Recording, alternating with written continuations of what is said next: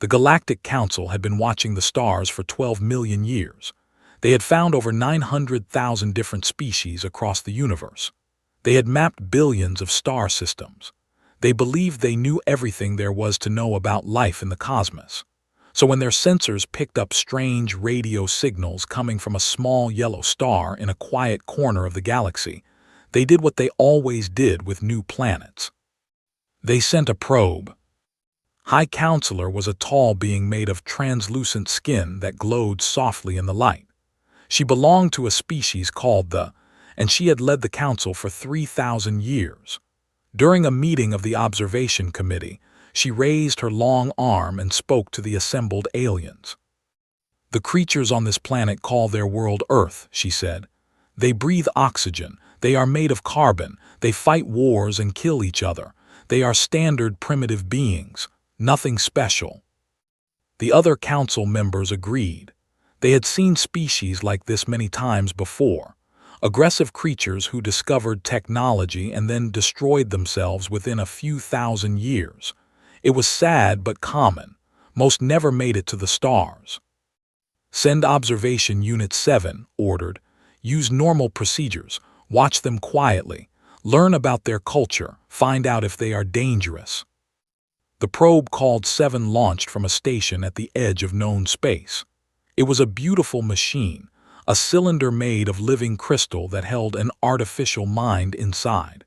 7 had successfully studied over 40,000 planets. It had never failed a mission. It had never been surprised by anything it found. 7 arrived in the solar system 14 months later.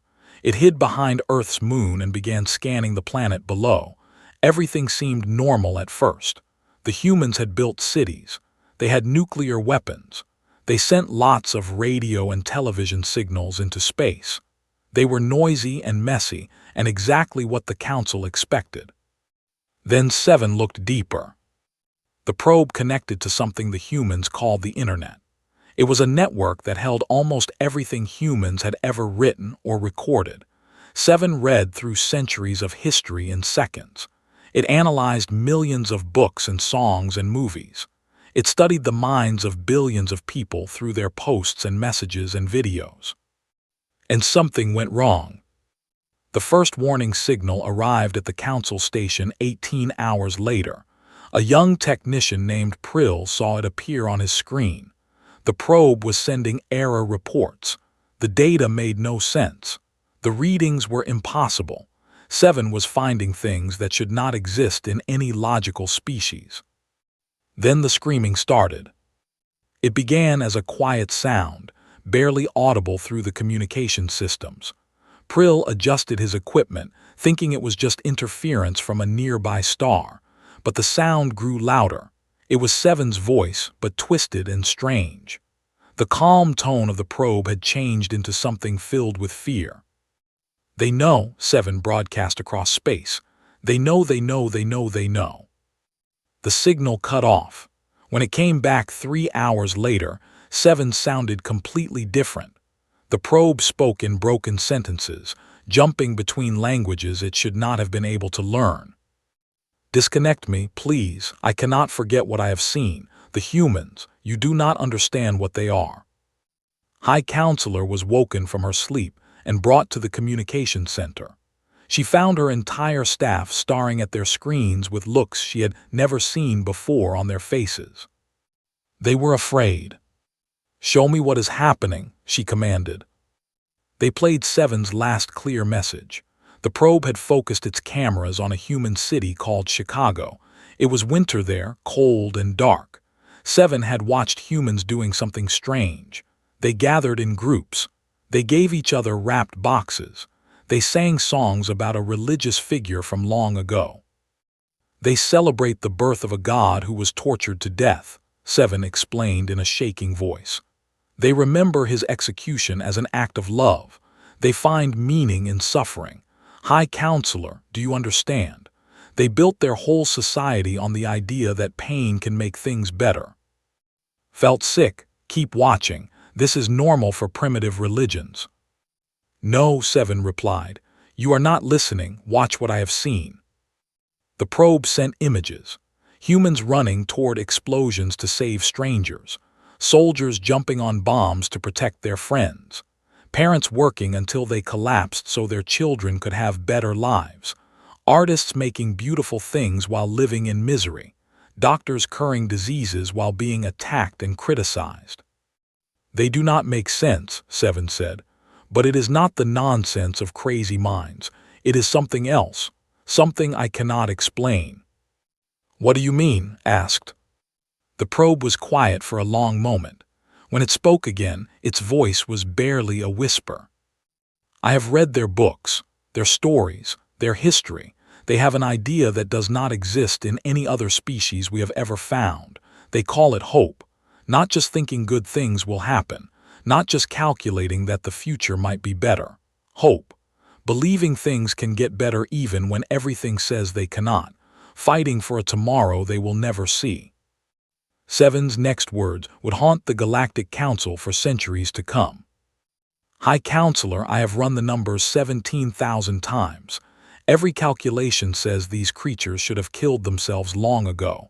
Their planet is getting worse. Their countries hate each other. Their leaders are often stupid or evil. By every measurement we use, they should be dead. But they are not, said slowly. No, they are not.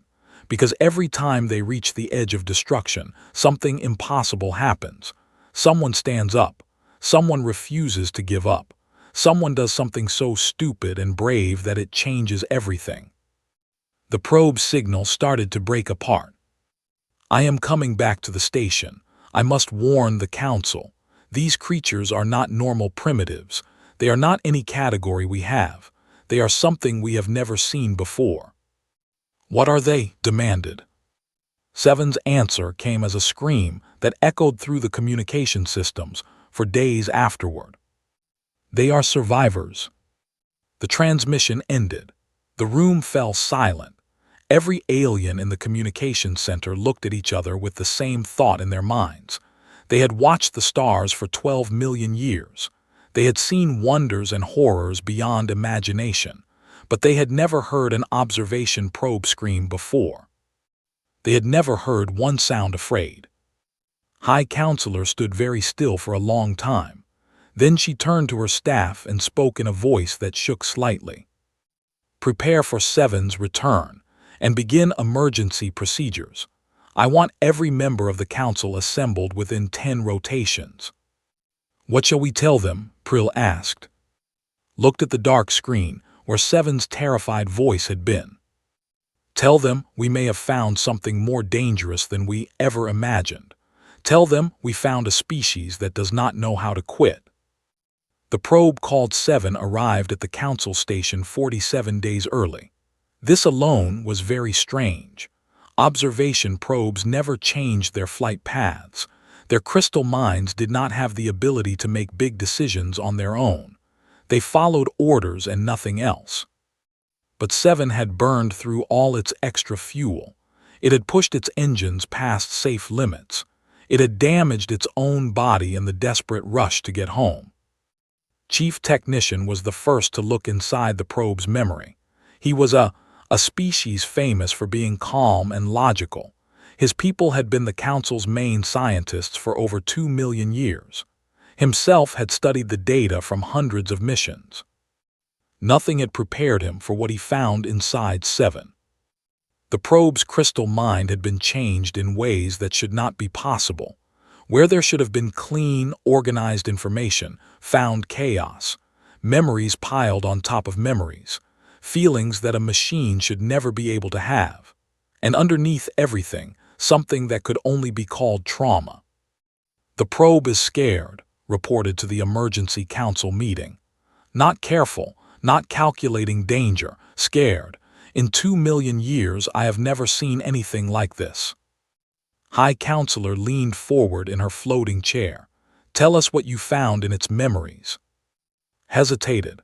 He did not know how to explain what he had seen. The ideas he found in Seven's data did not fit into any language the Council species used. The humans have a word, he finally said. They call it defiance. It means refusing to accept something, but that meaning is not complete. For humans, defiance is not just something they do, it is something they are. They define themselves by what they refuse to accept. The council chamber buzzed with confusion. Ambassador of the collective raised one of his many arms. All species resist bad situations. This is basic survival. No, said firmly. You do not understand.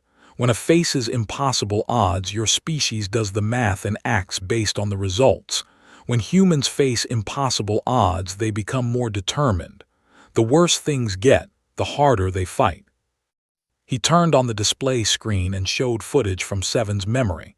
A human city in ruins, smoke rising from broken buildings, emergency sounds filling the air. This is a natural disaster that hit one of their coastal areas. Watch how the survivors behave. The council watched humans pull strangers from rubble with bleeding hands. They saw medical workers going days without sleep. They saw regular people making chains to pass supplies to trapped victims. They saw people who had lost everything giving what little they had left to others who had lost more. This makes no sense, Ambassador protested. They should be focused on their own survival, their own families. Why would they risk their lives for people they do not know? Because they choose to, said quietly. That is what Seven discovered. That is what broke the probe's mind. He showed more images. This time, it was human history. Soldiers running toward enemy guns, protesters standing in front of tanks, scientists spending their whole lives trying to cure diseases they did not have. They have an idea called sacrifice, continued. Not religious sacrifice, something deeper, the willingness to give up something precious for something they think is more important. Their stories are full of people who chose death so others could live. They think this is noble. High Counselor's glowing skin had turned pale. You are describing a species that wants to destroy itself. No, I am describing a species that does not fear destruction. There is a difference. His voice trembled. When we face threats to our existence, we calculate, we negotiate, we surrender if the math says we should. Humans do not surrender. Even when they lose, they find ways to make their defeat matter. They call this going down fighting. The display changed to show Seven's final recording before the probe's mind fell apart. It was a simple image, an old human man sitting in a hospital. He was dying. His body was failing. The machines keeping him alive were losing the battle. And he was smiling. Why, the probe had asked him, your life is ending, your mind will stop. Why do you look happy? The old man had looked directly at Seven's camera. He could not have known he was talking to an alien watcher, but somehow his words felt like a message to the stars. Because I had a good run, he said. I loved people, they loved me back. I made things a little better than I found them. That is enough. That is more than enough. He died 14 minutes later. Seven recorded every second. The probe asked me something, told the council.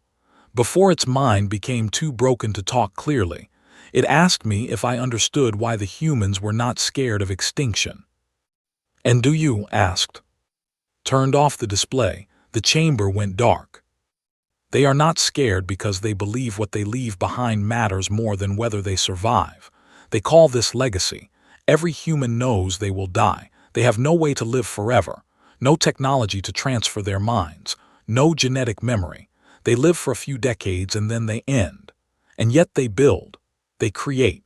They raise children and teach them values and hope that something of themselves will continue. His voice dropped to barely a whisper. High Counselor, I have studied 900,000 species. None of them think like this. None of them have turned the certainty of death into a reason to live harder. The humans do not fear extinction because they have already accepted it. Every single one of them dies, and they still wake up every morning and try to make the world better. The chamber stayed silent for a long time. What do you think we should do? Finally asked. Looked at her with eyes that held something new, something he had learned from watching humans. Do not contact them. Do not threaten them. And whatever you do, do not give them a reason to come together against a common enemy. Why not? Because a species that chooses hope over logic, sacrifice over survival, legacy over living forever, that species does not know how to stay down. And if we give them something to fight for, something bigger than their own small planet and short lives. He did not finish the sentence. He did not need to. The Galactic Council understood. They had found something they did not expect, something they did not know how to handle, a species that broke all the rules they had learned in 12 million years of watching the stars. A species that might change everything. High Counselor stood slowly and looked around the silent chamber. "Call a full council meeting," she said. "Every species, every representative, we need to decide what to do about Earth." She paused and looked at the dark screen where the smiling old man had appeared. "And we need to decide quickly, because if what says is true, these humans will not stay on their small planet for long, and when they reach the stars—" She did not finish, but everyone in the chamber was thinking the same thing. When humans reach the stars, nothing would ever be the same again. The emergency meeting of the Galactic Council lasted for 72 days. Representatives from 947 species came together, either in person or through special communication links. It was the largest gathering since the Great Wars of long ago, and the topic of discussion was a single small world at the edge of an ordinary galaxy. "Earth. We should destroy the planet," declared Admiral of the Hegemony Worlds. His species had conquered 300 star systems through war. They understood fighting. They understood threats. "The probe's information is clear. These creatures are dangerous. If we let them reach space, they will spread like a disease." "You are talking about killing billions of innocent beings," replied Ambassador of the Peaceful Concordat. Her people, had not fought anyone for over 50,000 years. "The Council does not allow the destruction of thinking species. It is our most important law." "Laws exist to protect civilization," growled. "These humans are a threat to civilization itself. Did you not see the probe's recordings? They worship death. They celebrate pain. They cannot live peacefully with others." High Counselor raised her arm for silence. "We have all seen the data. The question is not whether humans are different from other species. The question is whether that difference makes them dangerous." She waved her hand and the display screen turned on. It showed everything that Seven had recorded: human cities, human art, human science, human history. The probe spent 47 days studying these creatures. In that time, it watched over 8 billion individual humans living their lives. Most of them never hurt anyone. They worked. They raised families. They created things. They dreamed. "And they made weapons that could destroy their whole world," interrupted. "Many times over. What sane species does that?" "What sane species survives after doing that?" asked quietly. The scientist had been given special permission to speak to the council, an honor rarely given to non-ambassadors. "Admiral, you make an important point. The humans created nuclear weapons over 80 of their years ago.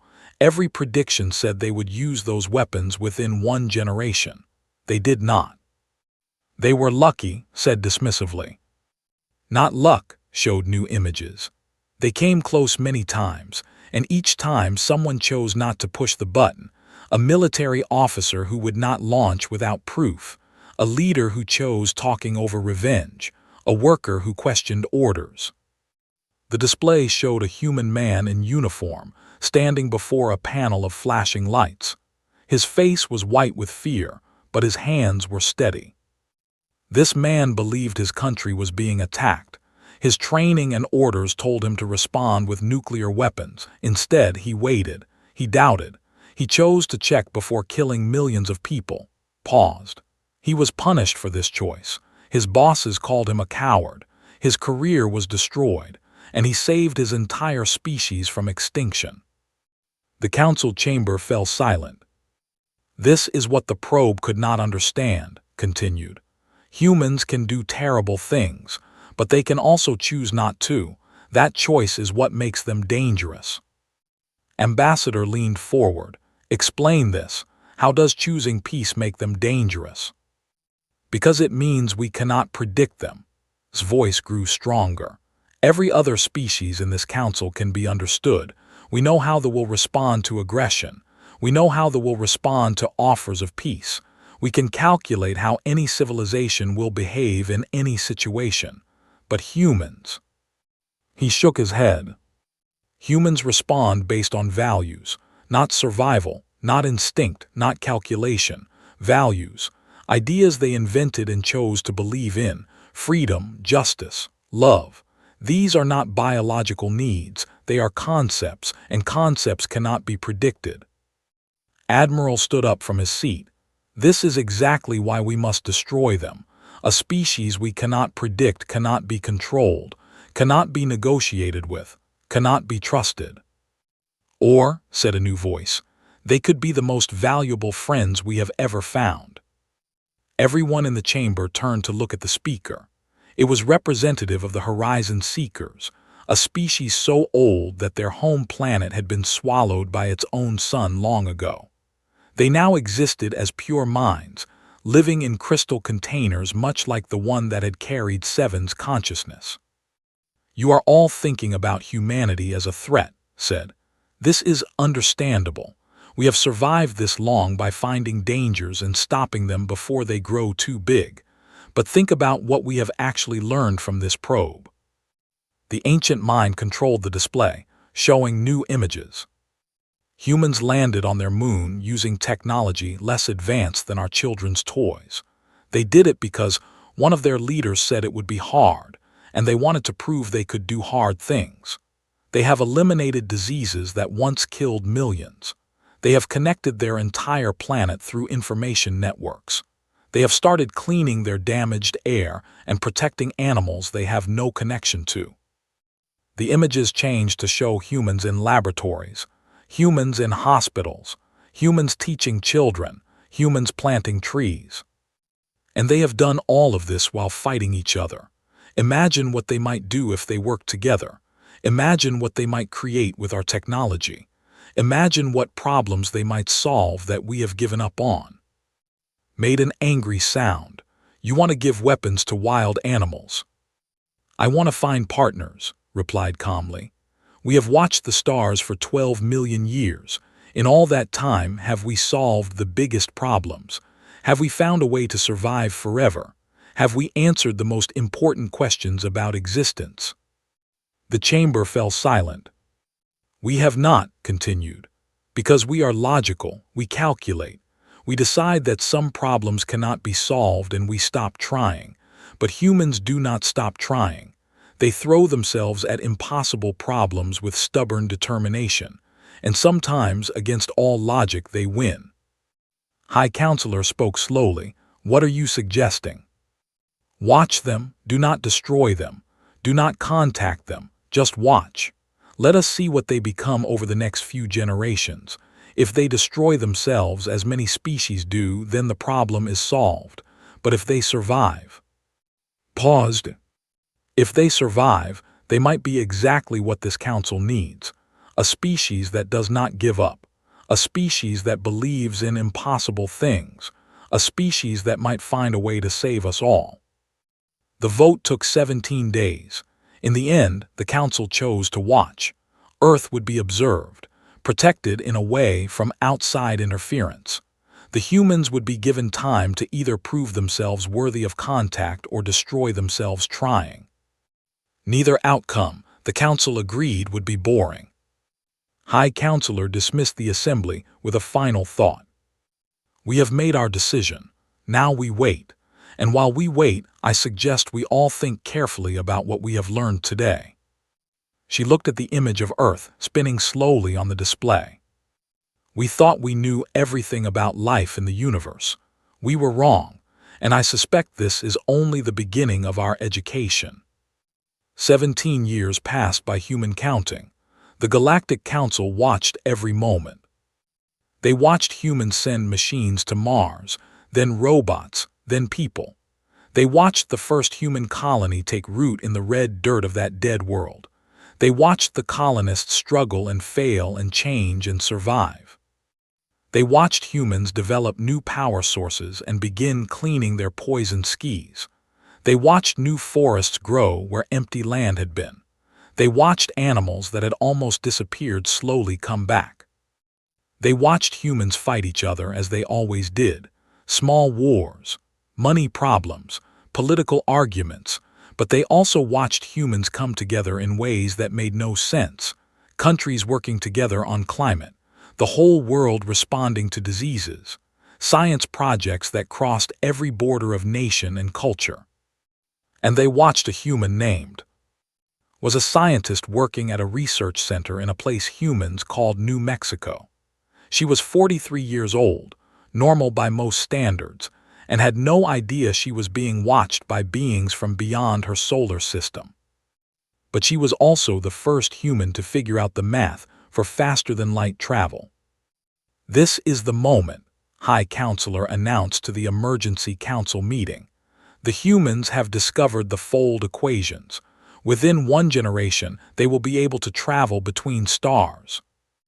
The chamber exploded with arguments, demanded they destroy Earth immediately, called for peaceful contact, urged continued patience, but underneath all the words there was something new in the air. Fear. Not fear of what humans might do to the Council, fear of what the Council might have to do in response. "We must test them," declared representative of the Arbiter Coalition. His species had served as the Council's judges for thousands of years, deciding which new civilizations were worthy of joining. "We will use the standard methods, give them a situation that shows their true nature." "The humans will not respond to standard methods," warned. Seven's information made this clear. They cannot be predicted. "Then we will give them a test that cannot be predicted." The Arbiter Coalition designed the situation with great care. They would not show themselves directly. Instead, they would create a crisis that would force humanity to make a choice that would prove once and for all whether humans deserve the stars. They called it the Shepherd Event. A large rock was pushed from its path in the outer solar system, not big enough to destroy Earth, but big enough to cause terrible damage, big enough to kill millions. The humans found it with their simple telescopes, calculated where it was going, and realized they had 18 months to respond. The Council watched to see what they would do. Was pulled from her research and put on the emergency response team. She joined a group of scientists, engineers, and military people from every country on Earth. For the first time in human history, every major power put aside their differences to face a common threat. "This is surprising," observed. "Our predictions said they would fight over resources for the defense effort." "They are working together," noted with something that might have been satisfaction. "Every country, every belief system. They have decided that survival matters more than politics." The humans made 3 plans. The first was a kinetic impactor, a spacecraft that would hit the asteroid and push it off course. The second was a gravity tractor, a probe that would use its own weight to slowly pull the asteroid away.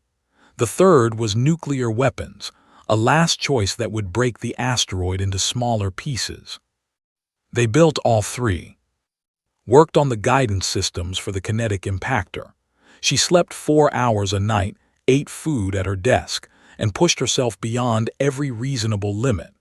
Her did the same. Across the planet, hundreds of thousands of humans threw themselves at the problem with that strange intensity the Council had seen so many times. The first try failed. The kinetic impactor missed its target by 17 kilometers, a tiny distance in space, but enough to make the mission useless. The humans recalculated, built another spacecraft, and launched again within 6 months. "Amazing," commented. "Most species would have given up after the first failure. The emotional impact of such a loss usually leads to despair." "Humans do not despair," replied. "They get angry and then they try harder." The second impactor hit its target. The asteroid moved, but not enough. The humans launched the gravity tractor, bought themselves another 3 months, and started preparing the nuclear option. Did not sleep for the last 72 hours. She ran test after test, checking and rechecking the math that would decide whether humanity lived or died. Her hands shook with tiredness. Her eyes burned, but she kept working. "Why do you push yourself so hard?" I asked her during a short break. His name was Daniel, another scientist who had been pulled from his regular work. "The math is solid. The mission will work or fail no matter what we do in these last hours." Looked at him with red eyes. "Because my daughter is 7 years old, because she believes her mother is smart enough to save the world, and because I refuse to let her down." She went back to work. The nuclear weapon launched 2 days later. Watched the screen from mission control, surrounded by thousands of who had given everything they had to this moment. The asteroid filled the display, a mountain of rock and ice flying toward their fragile world. The weapon exploded. For a terrible moment, the screens went white. Then the information started coming in. The asteroid had broken apart. Most of the pieces would miss Earth completely. A few would enter the atmosphere, but they were small enough to burn up before hitting the ground. Humanity had survived. Collapsed in her chair and cried. Around her, people were cheering, hugging, celebrating the first time their species had successfully defended itself against a threat from space. They did not know they had been tested. They did not know they had passed. In the council chamber, the vote was unanimous. "They are ready," announced. "Begin preparing for first contact." The representatives of 947 species looked at each other in silence. Some felt hope, some felt fear, some felt things that had no names in any language. But they all agreed on one thing. The humans had proved themselves, not because they had pushed away an asteroid, not because they had figured out faster than light travel, but because the council had watched them for 17 years, and in all that time, not once had they stopped trying. Not once had they given up. Not once had they accepted that something was impossible. Stood alone in his laboratory after the meeting ended. He held a small crystal that contained a copy of Seven's final memories. The probe had been rebuilt, its mind wiped clean and restored to normal function. It remembered nothing of Earth or humans or the terror it had felt. But remembered. He remembered the old man smiling as he died. He remembered the soldiers running toward danger. He remembered refusing to sleep because her daughter believed in her. "You were right to be afraid," he whispered to the empty crystal. "They are everything you said they were, irrational, unpredictable, dangerous." He put the crystal down and looked out at the stars. And magnificent. The ship appeared in Earth's sky on a Tuesday morning. It made no attempt to hide. Humans around the world looked up and saw something impossible hanging above them. A vessel made of shining crystal, larger than any ship they had ever built, reflecting sunlight in patterns that seemed almost like music made visible. Was 51 years old when she was chosen to lead the contact team. 8 years had passed since the Shepherd event, and she had become something of a celebrity among human scientists. The woman who helped save the world, the news called her. She thought of herself as someone who had simply done her job. "Why me?" she asked when the appointment was announced. "There are diplomats, politicians, people trained for this kind of thing." "Because you represent something," came the answer. "You represent what humans can do when we work together, and that is what we want them to see." The meeting was held on a platform built specially for the occasion, floating above the Pacific Ocean. Stood at the center of a group that included scientists, diplomats, artists, thinkers, and ordinary citizens from every country on Earth. They had argued for months about who should speak first, what should be said, how humanity should present itself to the stars. In the end, they decided on something simple. Stepped forward as the crystal shuttle came down from the mothership. Her heart was pounding fast. Her hands were steady. The shuttle opened, and the first alien she had ever seen came out into Earth's air. It was beautiful, terrifying, impossible to fully understand, a being made of light and shapes that seemed to exist in ways she could not see. "Welcome to Earth," said. "We have been hoping you would come." The being's response appeared directly in her mind, skipping language entirely. You helped save your world from the falling rock." "I was part of a team, a very large team." "Yes," the being seemed to smile, though it had no face. "That is what we saw, that is why we are here." More shuttles came down. More beings came out. Representatives of species could never have imagined, each one different, each one watching humanity with expressions she could not read. "I am High Counselor," one of them announced. "I speak for the Galactic Council. We have watched your species for many of your years. We have argued about your nature. We have debated your worth." Felt the weight of billions of human eyes upon her, watching through cameras that sent this moment to every corner of the planet. "And what did you decide?" she asked. Moved closer. Her see-through form sparkled in the sunlight. "We decided that you are strange. You are illogical. You are violent and creative and full of contradictions. You believe in things that make no sense. You hope when hope is foolish. You fight when fighting is pointless. You love when love only brings pain." The counselor paused. "And that is exactly what we need." Blinked. "I do not understand." "No," agreed. "You would not. How could you? You have never met a species that had given up. You have never seen civilizations that calculated the pointlessness of existence and simply stopped trying. You have never understood what it means to have all the answers and still have no reason to continue." The counselor pointed toward the stars above. "The universe is huge and old and does not care whether anything in it survives. We have known this for millions of years. We have accepted that everything will eventually end, that all things will fade, that nothing we do truly matters." His voice dropped lower. "And then we found you, a species that knows the same truths we know, that understands the same uncaring universe. And yet you wake up every morning and try anyway. You build, you create, you raise children knowing they will die. You plant trees whose shade you will never sit in. You fight battles you cannot win for causes that may never succeed." Felt tears forming in her eyes. "You call this hope," continued. "We call it something else. We call it the most valuable thing in the universe, because it cannot be made in a factory. It cannot be calculated. It can only be chosen. And you choose it every single day, despite everything you know about how the story ends." The counselor extended something that might have been a hand.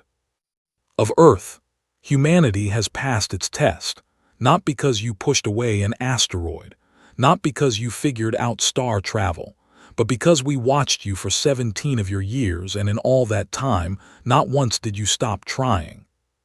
Took the offered hand. It felt like holding starlight. "What happens now?" she asked. "Now," said, "you teach us something we forgot a very long time ago. You teach us how to hope again." The sun set over the Pacific Ocean. The stars came out, brighter than had ever seen them. And for the first time in 12 million years, the Galactic Council looked at those stars and felt something they had thought lost forever. They felt that the future might be worth fighting for after all. Lived to see humanity take its first steps into the wider galaxy. She watched her daughter grow up to captain one of the first human ships to visit an alien world. She held her and told them stories about the day the strangers came down from the sky. She died at the age of 94, surrounded by family, having lived long enough to see wonders beyond imagination. At her funeral, representatives from 47 species came to pay their respects. High Counselor, ancient beyond human understanding, spoke words that would be carved into monuments across 1,000 worlds. She was one of them, said, one of the strange, illogical, impossible creatures who refused to give in to the darkness. She hoped when hope was foolish. She fought when fighting was pointless. She loved when love brought only pain. The counselor looked up at the stars, and she changed everything. His daughter stood among the mourners, holding her own daughter's hand. She thought about all the stories her mother had told her, about the asteroid, about the aliens, about the moment when humanity had been judged and found worthy. But mostly, she thought about what her mother had said to her the night before she died. "We are small," had whispered. "We live for just a moment. The universe does not care about us, but that does not matter. What matters is that we care about each other. What matters is that we try. What matters is that we never ever give up." She had squeezed her daughter's hand with what little strength she had left. "Promise me you will remember that. Promise me you will teach your children. Promise me that no matter what happens, no matter how dark things get, humanity will keep hopping." Her daughter had promised. And standing there at the funeral, watching aliens and humans mourn together under an alien sky, she knew she would keep that promise. Because that was what humans did. They hoped. They tried. They refused to give up. And sometimes, against all odds, they changed everything.